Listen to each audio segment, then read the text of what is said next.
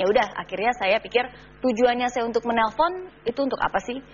Ya kan untuk bertemu, bikin appointment supaya akhirnya saya bisa presentasi dan akhirnya bisa jualan. Jadi saya pikir daripada saya telepon susah-susah, langsung aja saya datengin. Datang ke mana? Datang kemana kan gitu. Jadi akhirnya saya pikir ya udah langsung aja saya turun ke jalanan. Jadi waktu itu nekat juga sih. Di jalan, di pinggir-pinggir jalan gitu? Di pinggir jalan, jadi saya selalu bawa ini, flip chart itu sama kertas kosong sama modalnya pena aja. Terus? Jadi saya ke bus interchange, jadi kalau tempat bus di Singapura dan juga tempat MRT, stasiun bus di Singapura. Ya udah, jadi orang-orang yang kelihatannya lumayan prospektif, ya udah saya datengin. Terus saya ajak omong, akhirnya saya presentasi. Dan akhirnya... Terus tiap hari seperti itu? Tiap hari. Nah iya. Tapi dengar-dengar target 20 klien per hari itu dapat juga ya? Iya, targetnya itu 20 presentasi per hari. Oh, 20 presentasi? 20 presentasi per hari. Kalau belum mencapai 20, belum pulang? Saya nggak mau pulang. Walaupun udah malam? Walaupun sudah malam. Ya, jadi untungnya saat itu juga suami saya mendukung. Jadi kalau misalnya udah malam gitu ya, jadi kan dia selalu menemani saya. Singkatnya perjuangan Anda juga mencapai hasil yang positif ya, karena kalau dari catatan saya Anda bisa mengumpulkan 1,5 miliar rupiah dalam setahun ya dengan pekerjaan itu ya? Iya. Itu karena kegigihan ya? Karena kegigihan. Baik.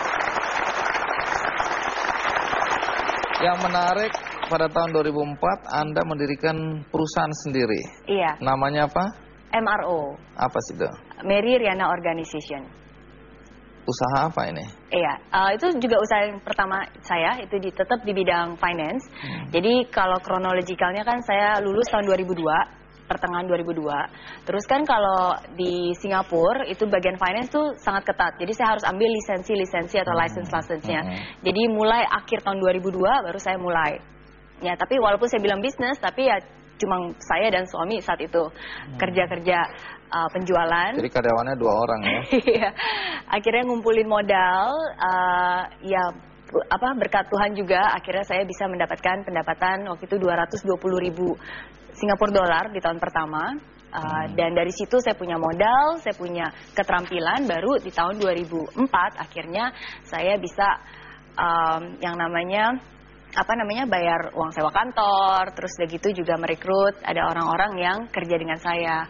Jadi itu mulai dari tahun 2004 sampai akhirnya sekarang itu tim saya udah ada 50 orang yang full time kerja dengan saya, dan itu juga udah otoran. Jadi udah ada manajemen timnya saya yang emang jalanin, makanya sekarang saya bisa ke Jakarta gitu.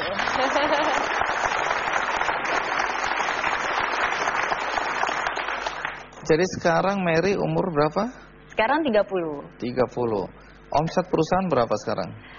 3 juta dolar. Jadi kalau dirupiahkan tuh 21 miliar. Gila, per tahun? Iya.